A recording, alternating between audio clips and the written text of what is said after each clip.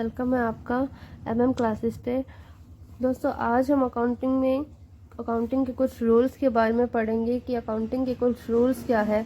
उसी के बेसिस पे हम जर्नल एंट्री करेंगे, लेजर प्रिपेयर करेंगे और trading and profit and loss बना सकेंगे और बैलेंस शीट प्रिपेयर करेंगे। तो इससे लास्ट वाली वीडियो में हमने क्लासिफिकेशन ऑफ अकाउंट्स के बारे में पढ़ा था कि अकाउंट्स कितने टाइप के होते हैं और कौन कौन से होते हैं। अगर आपने वो वीडियो नहीं देखी है तो प्लीज़ ज़रूर जाके देख लेना।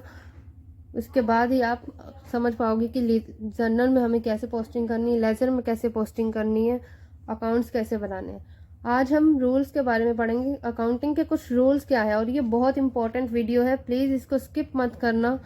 अगर इसको स्किप करोगे तो आपको कन्फ्यूज़न हो जाएगी बीच में कि कौन से अकाउंट को कैसे डेबिट करना है, कैसे क्रेडिट करना है। और अकाउंट्स की जो डेबिट साइड होती है, जो डेबिट साइड को लेफ्ट साइड में लिखा जाता है और जो राइट साइड में और जो क्रेडिट साइड होती है उसको राइट साइड में लिखा जाता है।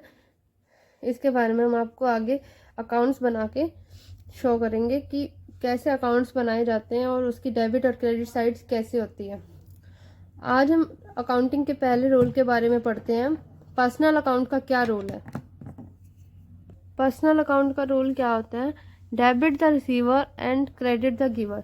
मतलब जो कंपनी को कुछ दे रहा है, जो कंपनी को कुछ दे रहा है उसे हम क्रेडिट करते हैं और जो कंपनी से कुछ ले रहा है उसे हम डेबिट करते हैं।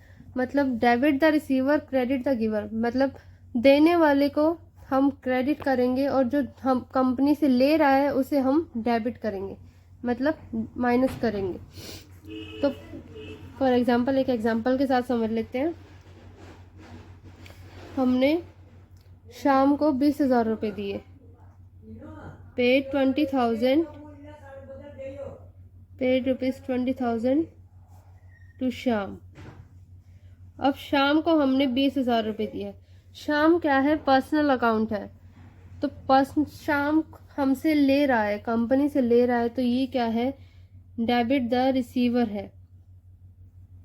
ये कंपनी से कुछ ले रहा है तो ये रिसीवर है कंपनी का, और हम उसको पे कर रहे हैं, कैश पे कर रहे हैं। तो कैश वैसे तो रियल अकाउंट है, लेकिन यहाँ पे मेन अकाउंट क्या है? शाम है। तो हम पर्सनल अकाउंट का रूल लेकर चलेंगे। तो जर्नल एंट्री के लिए हम इसकी कैसे बनाएंगे वो देखते हैं।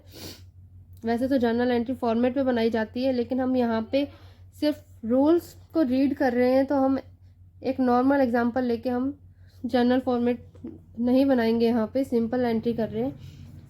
तो शाम हमारा रिसीवर है, तो पर्सनल अकाउंट के रूल के अकॉर्डिंग शाम को डेबिट करेंगे, डेबिट द रिसीवर, शाम अकाउंट डेबिट। अब हमने उसको कैश दिया है, पेड ₹20,000 टू शाम, मतलब हम उसको कैश दे रहे हैं।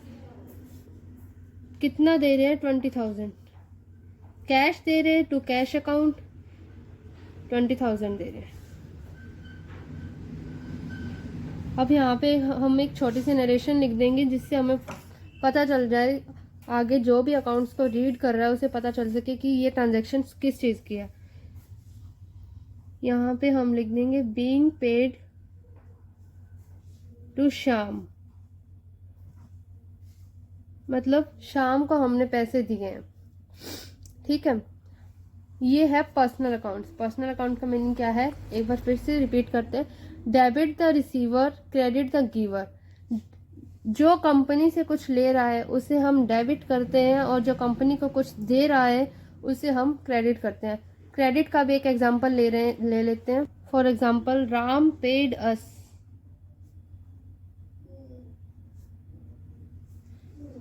₹10,000, 10,000। मतलब राम ने हमें 10,000 रुपीज़ दिए हैं। अब राम कंपनी को दे रहा है, मतलब कंपनी को कुछ मिल रहा है। मतलब उस कंपनी को क्या मिल रहा है? कैश मिल रहा है। और राम क्या है? पर्सनल अकाउंट है। और पर्सनल अकाउंट का रूल क्या होता है? Debit the receiver, credit the giver. मतलब राम क्या है? क्रेडिट द गिवर है। तो राम को हम क्या करेंगे? इन केस राम को हम क्रेडिट करेंगे और जो हमें कैश रिसीव हो रहा है तो हम कैश को डेबिट करेंगे। जर्नल एंट्री करके देखते, कैश मिल रहा है हमें, तो कैश अकाउंट डेबिट, कितने मिल रहे हैं? ₹10,000। और कौन दे रहा है हमें? राम दे रहा है, तो credit the giver to Ram account 10,000। यहाँ पे एक नरेशन लिख देते छोटी सी, बीइंग रिसीव्ड फ्रॉम राम।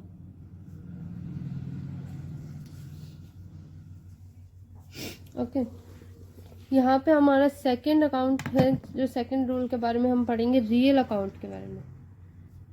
अब रियल अकाउंट का रूल क्या है, इसके बारे में जानते हैं। रियल अकाउंट का रूल होता है debit what comes in, credit what goes out. मतलब debit what comes in, credit what goes out का मतलब है बिजनेस में जो भी चीज़ आ रही है, जो भी प्रॉपर्टी आ रही है, जो भी एसेट्स आ रही है, उनको हम डेबिट करेंगे। और अगर बिजनेस से कुछ जा रहा है, अगर कोई भी एसेट्स बाहर जा रही है, अगर हम उसको सेल कर रहे हैं, तो हम उसे क्या करेंगे? क्रेडिट करेंगे। रियल अकाउंट में कौन कौन से आते हैं ये हमने पहले भी पढ़ा था। Machinery accounts, building account, furniture account, जितने भी और टेंजिबल और इनटेंजिबल एसेट्स जितनी भी होती है वो रियल अकाउंट में आती है।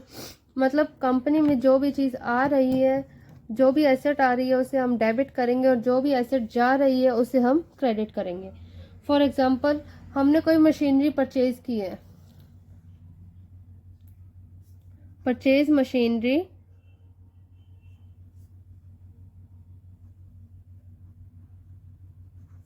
फॉर 5 लाख।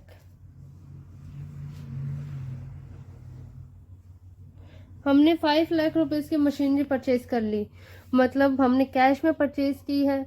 अगर हमने कैश में परचेज किया तो हम कैश को क्रेडिट करेंगे। अगर हमने उधार में परचेज किए तो हम उस सप्लायर को क्रेडिट करेंगे।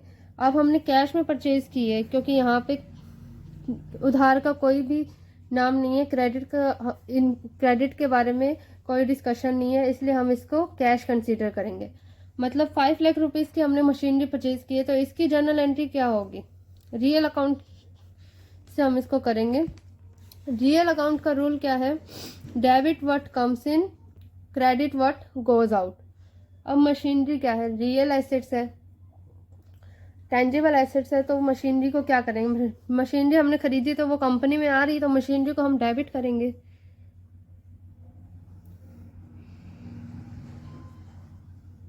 Machinery account debit. कितने की परचेज की हमने? 5 लाख। और हमने कैश परचेज की है, क्योंकि क्रेडिट का कोई जिक्र नहीं किया है हमने, तो हम क्या करेंगे? To cash account 5 lakh. जैसे हमने पर्सनल अकाउंट में की थी, वैसे सेम नरेशन को यहाँ लिखेंगे, बीइंग मशीनरी परचेज्ड।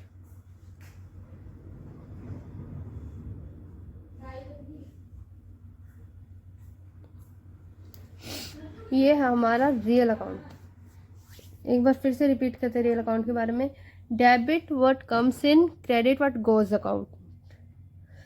जो भी एसेट्स कंपनी में आ रही है, जितनी भी एसेट्स है, चाहे वो कैश है, चाहे मशीनरी है, चाहे बिल्डिंग है, कुछ भी है, वो रियल है, उसे हम क्या करेंगे? कंपनी में अगर आ रही है तो उसे हम डेबिट करेंगे। अगर कंपनी से जा रही है, अगर हम उनको सेल कर रहे हैं या किसी को दे रहे हैं, तो उसे हम क्रेडिट करेंगे। और जिसको हम दे रहे हैं, चाहे हम कैश में दे रहे हैं या क्रेडिट में दे रहे हैं, तो उस पर्सन का नाम आ जाएगा और एसेट्स को हम क्रेडिट कर देंगे। ये है हमारा रियल अकाउंट। अब हम नॉमिनल अकाउंट का क्या रूल है उसके बारे में पढ़ते हैं। नॉमिनल अकाउंट्स के रूल को कैसे फॉलो किया जाता है। नॉमिनल अकाउंट में क्या होता है? नॉमिनल अकाउंट में debit the expenses and losses and credit the incomes and profits.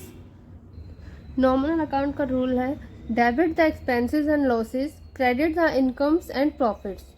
Company में जितने भी एक्सपेंसेस और लॉसेस हो रहे हैं, नॉमिनल अकाउंट के अकॉर्डिंग उनको हम डेबिट करेंगे। चाहे जितने भी एक्सपेंसेस है, like salary paid to staff, rent paid, electricity bill, stationery expenses, travelling expenses, ये जितने भी एक्सपेंसेस हैं उन्हें हम नॉमिनल अकाउंट में रिप्रेजेंट करते हैं और उन्हें डेबिट किया जाता है, और जितने भी लॉसेस होते हैं अकाउंट्स में उन सब को डेबिट किया जाता है। और credit the incomes and profits, business में जितने भी इनकम्स और प्रॉफिट्स होते हैं उन सबको क्रेडिट किया जाता है। कौन कौन से इनकम्स और प्रॉफिट्स होते हैं?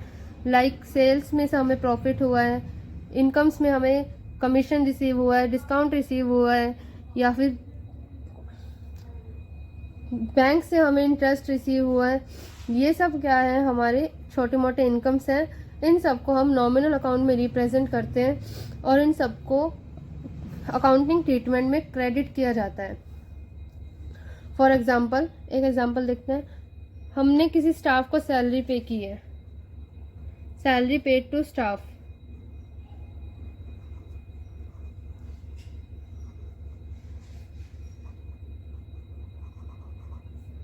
₹15,000। हमने किसी स्टाफ को 15,000 सैलरी पे की है। अब सैलरी हमने पे की है तो सैलरी क्या है? नॉमिनल अकाउंट है। स्टाफ को पे की है, किसी भी स्टाफ को हम उसका पर्सनल अकाउंट शो नहीं करते हैं, हम उसकी जगह पे सैलरी अकाउंट ही रिप्रेजेंट करते हैं। चाहे हम एक स्टाफ को सैलरी दे रहे हैं या 10 स्टाफ को सैलरी दे रहे हैं या 20 स्टाफ को सैलरी दे रहे हैं। तो इसकी जर्नल एंट्री कैसे होगी ये भी हम देख लेते हैं। सैलरी अकाउंट डेबिट, सैलरी हमने पे की है, मतलब ये हमारा एक्सपेंस है। नॉमिनल अकाउंट का रूल क्या है? Debit the expense and losses. अब सैलरी क्या है? हमारा एक्सपेंस है तो हम उसको डेबिट कर रहे हैं। अब हमने सैलरी पे की है स्टाफ को 15,000, कैश में ही की होगी, टू कैश अकाउंट, उसको हम क्रेडिट कर देंगे। जैसे कि हमने पहले भी नरेशन लिखी थी, यहाँ पे भी नरेशन लिखेंगे, being salary paid to staff.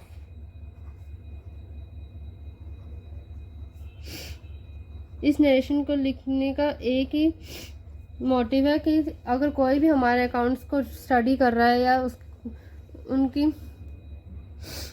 उनको देख रहा है तो उनके बारे में जानना चाहता है, तो उसको पता चल जाए कि ये ट्रांजैक्शन क्यों हुई है, कब हुई है। डेट भी इसमें मेंशन होती है। जब हम जर्नल लेजर या अकाउंट्स बनाते हैं तो जर्नल में डेट को ज़रूर मेंशन किया जाता है किस दिन ये ट्रांजैक्शन हुई है, और फॉर्मेट में जर्नल एंट्रीज को किया जाता है।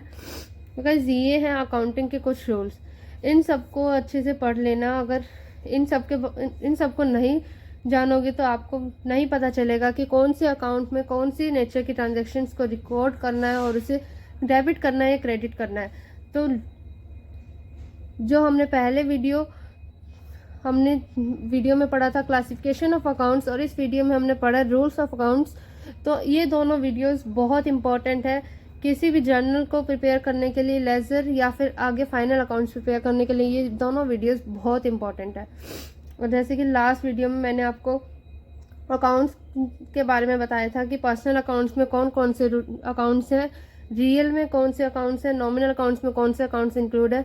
तो उसका स्क्रीनशॉट लेके आप स्टडी कर सकते हैं। जिनको याद नहीं रहता उनको याद भी कर सकते हैं। तो आज की वीडियो में इतना ही। नेक्स्ट वीडियो में हम जर्नल के बारे में पढ़ेंगे, जर्नल क्या है। Okay guys, thank you so much. Guys, channel को सब्सक्राइब कर देना अगर आप मेरे चैनल पे न्यू है, और बेल आइकन को ज़रूर प्रेस करना आगे आने वाली वीडियोस के लिए। अगर आपको कोई भी क्वेरी या क्वेश्चन है तो आप कमेंट्स में ज़रूर मैसेज डाल सकते हैं। I will surely reply you. Thank you.